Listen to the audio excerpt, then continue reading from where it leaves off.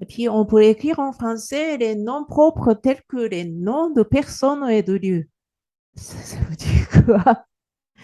Alors, mais votre prononciation est bonne. Il est possible que les Japonais ne comprennent pas. C'est-à-dire, le nom de Léo, alors, j'ai gardé donc Léo en français.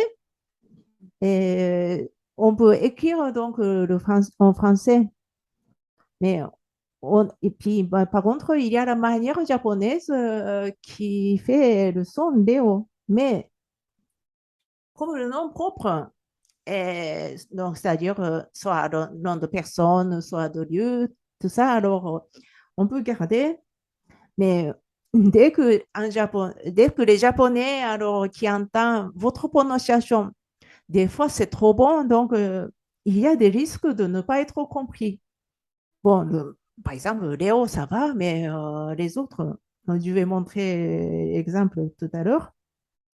Alors, et par contre, donc, l'omaji, l'omaji, c'est-à-dire écriture donc en alphabet, et ça va être, ça, donc, l'omaji permet de connaître la prononciation des Japonais.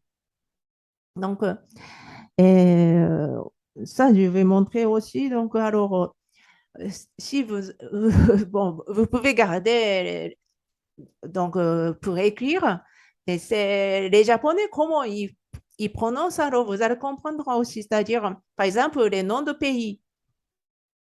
Et il y a beaucoup de choses alors qui n'est pas pareil. Et vous allez comprendre comment les Japonais qui prononcent grâce à l'hommage. Et puis donc par exemple, les noms propres, par exemple, les noms de personnes, bon, c'était Léo, alors, et en romaji, on écrit comme ça, mais bon, les deux, on comprend. Par contre, le nom Roland, si, si vous allez marquer comme ça, alors, le prénom Roland, et puis vous prononcez à la manière française, alors, ça peut être difficile d'être compris par les Japonais parce que si c'est la manière japonaise, le prénom Roland, alors on prononce Roland, c'est-à-dire R on prononce donc comme un L, et ça aussi, donc, et puis on met un chapeau, c'est-à-dire c'est le voyelle qui va être long et on prononce Roland. Donc, il y a beaucoup de d'écart par rapport au Roland.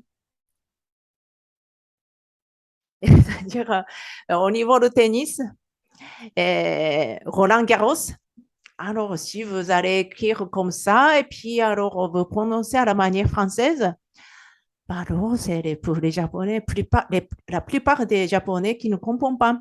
Parce que en japonais, on, bon, si on romaji, c'est on écrit comme ça, puis on prononce Roland Garros. Roland Garros.